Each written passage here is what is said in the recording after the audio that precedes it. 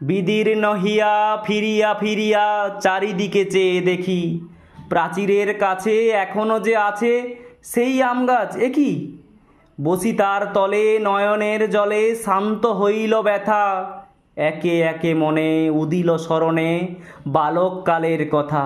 সেই মনে পড়ে জ্যৈষ্ঠের ঝড়ে, রাত্রে নাহিক ঘুম, অতি ভোরে উঠি তাড়াতাড়ি ছুটি আম কুড়াবার ধুম।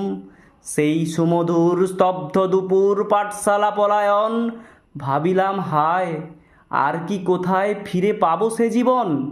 সহসা বাতাস ফেলি গেল শ্বাস শাখা দুলাইয়া গাছে, দুটি পাকা ফল লোভিল ভূতল আমার কোলের কাছে।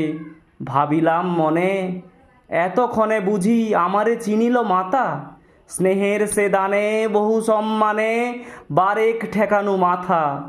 হেন